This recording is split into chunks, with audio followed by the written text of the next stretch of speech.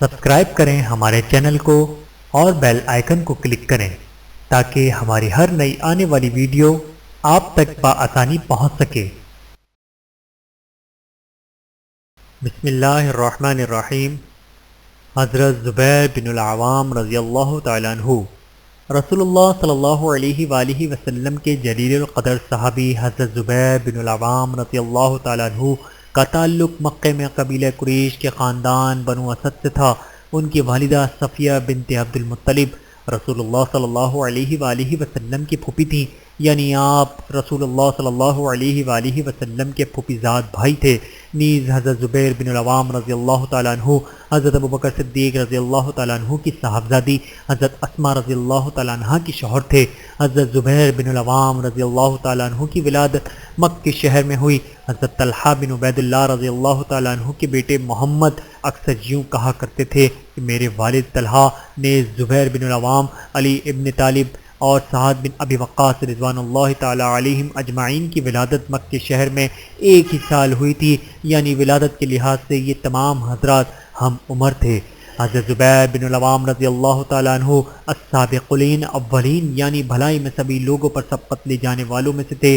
یعنی وہ عظیم ترین افراد جنہوں نے بالکل ابتدائی دور میں دین اسلام قبول کیا تھا، جبکہ مسلمانوں کے لیے بہت ہی مظلومیت اور بے بسی و بچارگی کا زمانہ چل رہا تھا۔ یہی وجہ ہے کہ ان حضرات کا بڑا مقام و مرتبہ ہے، ان کے لیے عظیم خوشخبریاں ہیں اور انہیں قرآن کریم میں السابقین اولین کے نام سے یاد کیا گیا ہے۔ مزید یہ کہ حضرت زبیر بن العوام رضی اللہ تعالیٰ عنہ عشرہ مبشرہ، یعنی ان 10 خوش نصیب ترین افراد میں سے تھے جنہیں اس دنیا کی زندگی میں ہی رسول اللہ صلی اللہ علیہ وآلہ وسلم نے جنت کی خوشخبری سنا دی تھی۔ ظہور اسلام سے قبل ہی حضرت زبیر بن العوام رضی اللہ تعالیٰ عنہ اور حضرت ابوبکر صدیق رضی اللہ تعالیٰ عنہ کے مابین خاص قریبی تعلق اور گہرے مراسم تھے، لہٰذا اسی دوستی کی وجہ سے حضرت ابوبکر نے دین اسلام کے بالکل ابتدائی دنوں میں انہیں رسول اللہ صلی اللہ علیہ وآلہ وسلم کی بعثت کے بارے میں آگاہ کیا اور انہیں دین برحق قبول کرنے کی دعوت دی، جس کے نتیجے میں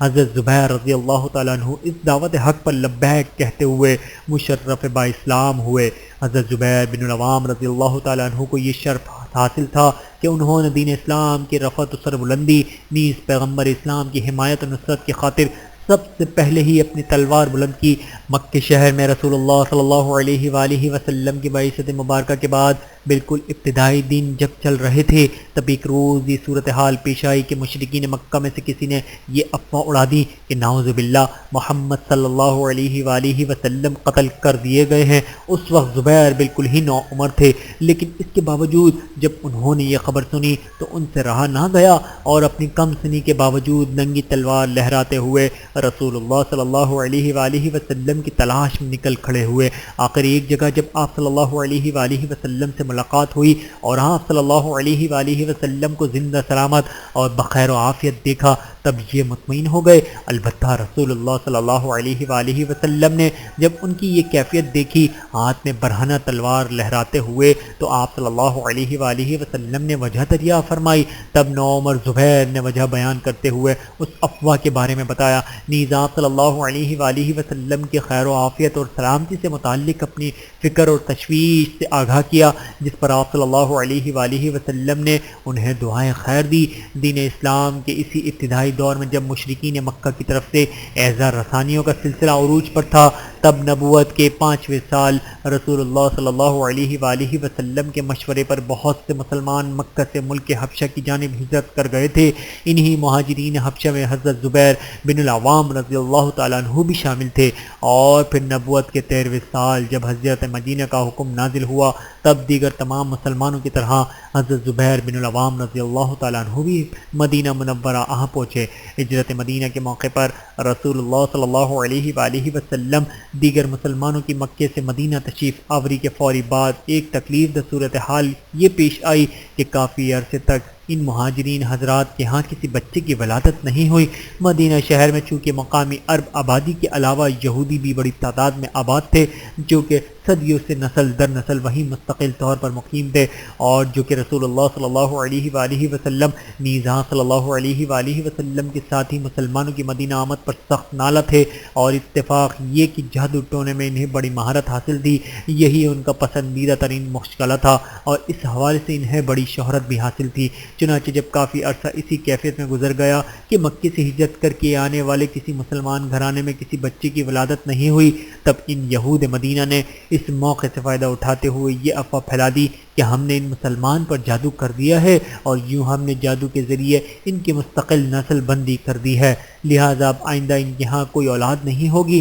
اور یوں رفتہ رفتہ ان کا خود بخود خاتمہ ہو جائے گا۔ مسلمان چونکہ راسخ العقیدہ تھے، لہٰذا اس افواہ پر انہوں نے کان نہیں دھرے، لیکن بہرحال وہ بھی انسان ہی تھے، طبعی طور پر انہیں بھی اولاد کی خواہش تھی، لہٰذا جو وقت گزرتا گیا یہود کی طرف سے یہ افواہ تقویت پکڑتی گئی، اور مسلمانوں کے لیے یہ چیز تشویش کا باعث بنتی چلی گئی۔ آخر کافی عرصہ گزر جانے کے بعد حضرت زبیر بن العوام اور ان کی اہلیہ محترمہ حضرت اسماء بنت ابی بکر صدیق رضی اللہ تعالی عنہم کا ایک اللہ نے بیٹے سے نوازا، جس کا نام عبداللہ رکھا گیا، چونکہ تمام مہاجرین حضرات کی مدینہ آمد کے بعد اور پھر یہ کہ عرصہ دراز اور طویل انتظار اور بے چینی کے بعد مزید یہ کہ یہودیوں کی طرف سے مسلمانوں کے بذریعہ جادو نسل بندی کی افواہ اڑائے جانے کے بعد یہ پہلا نومولود تھا، لہٰذا اس کی ولادت رسول اللہ صلی اللہ علیہ وآلہ وسلم کے لیے، اس بچے کے والدین کے لیے، نیز تمام مسلمانوں کے لیے انتہائی مسرت و شادمانی کے سبب بنی۔ اس روز مسلمان دن بھر خوشی کا اظہار کرتے رہے، ایک دوسرے کو مبارکباد دیتے رہے، اور اس روز مدینے کے گلی کوچے اللہ اکبر کی صداؤں سے گونجتے رہے۔ ہجرت مدینہ کے بعد جلد ہی جب غزوات کی نبوت آئی تو رسول اللہ صلی اللہ علیہ وآلہ وسلم کی حیات طیبہ کے دوران جتنے بھی غزوات پیش آئے، ہر غزوے کے موقع پر حضرت زبیر رضی اللہ تعالیٰ عنہ رسول اللہ صلی اللہ علیہ وآلہ وسلم کی زیر قیادت شریک رہے، بلکہ پیش رہے اور شجاعت و بہادری کے خوب جوہر دکھاتے رہے۔ غزوہ احد کے موقع پر جب مسلمان اپنی ہی ایک غلطی کی وجہ سے جیتی ہوئی جنگ ہار گئے تھے اور ہر طرف افراتفری پھیل گئی تھی، مسلمانوں کو بہت زیادہ پریشانی کا سامنا کرنا پڑا تھا، اور وہ سب شدید صدمے کی کیفیت سے دوچار تھے۔ ایسے میں جنگ کے خاتمے کے فوری بعد مسلمانوں کو یہ تشویش لاحق ہوئی کہ ہماری اس کیفیت و شکست و رنجیت کو محسوس کرتے ہوئے ایسا نہ ہو کہ مشرکین مکہ اس موقع سے فائدہ اٹھانے کی خاطر دوبارہ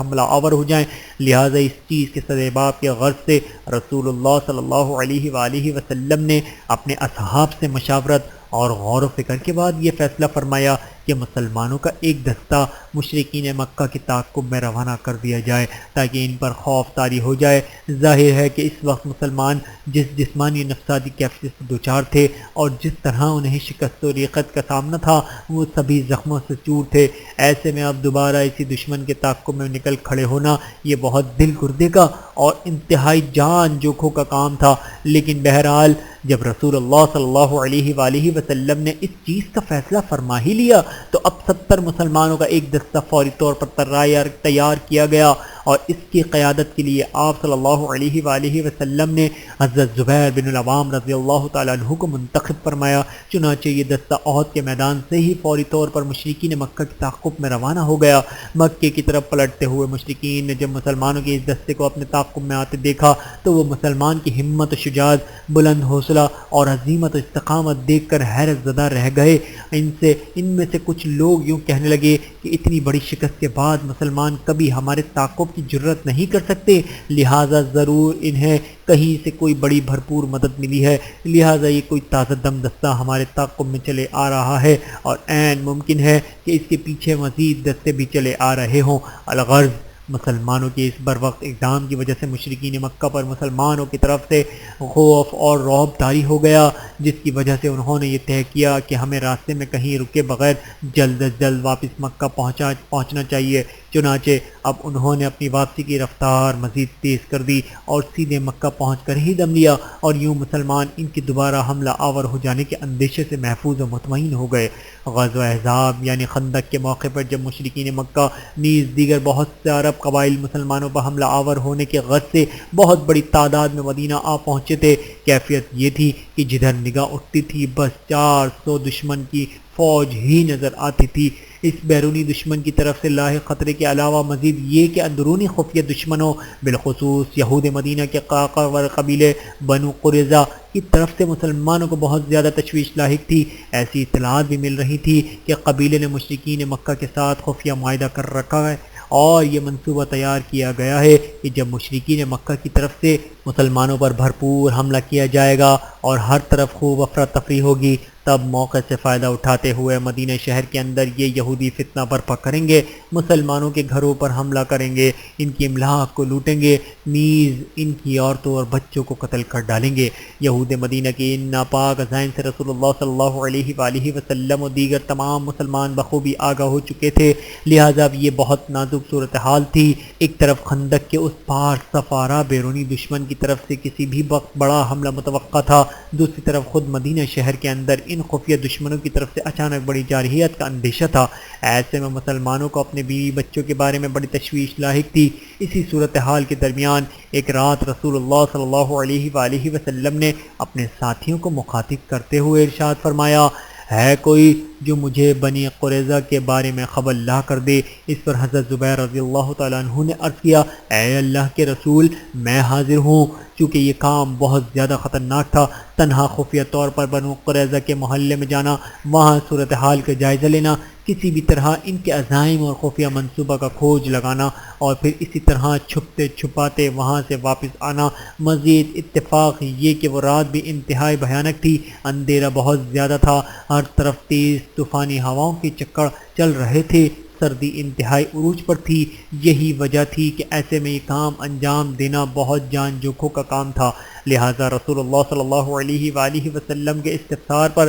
جب حضرت زبیر رضی اللہ تعالیٰ عنہ نے آمادگی ظاہر کرتے ہوئے خود کو اس کام کے لیے پیش کیا، تو اس کے باوجود آپ صلی اللہ علیہ وآلہ وسلم نے اپنا یہی سوال دہرایا۔ دوسری بار بھی وہاں موجود تمام افراد میں سے حضرت زبیر رضی اللہ تعالیٰ عنہ نے یہی جواب دیا کہ میں حاضر ہوں، اور پھر آپ صلی اللہ علیہ وآلہ وسلم نے تیسری بار یہی سوال دہرایا، تب تیسری بار بھی حضرت زبیر نے ہی جواب دیا کہ میں حاضر ہوں۔ تب رسول اللہ صلی اللہ علیہ وآلہ وسلم نے حضرت زبیر بن العوام رضی اللہ تعالیٰ عنہ کو ضروری ہدایت دے کر بنو قریظہ کی جانب روانہ کیا، اور اس موقع پر آپ صلی اللہ علیہ وآلہ وسلم نے یہ یادگار ترین الفاظ ارشاد فرمائے، ہر نبی کا ایک حواری ہوا کرتا ہے اور میرے حواری زبیر ہیں، بحوالہ صحیح بخاری۔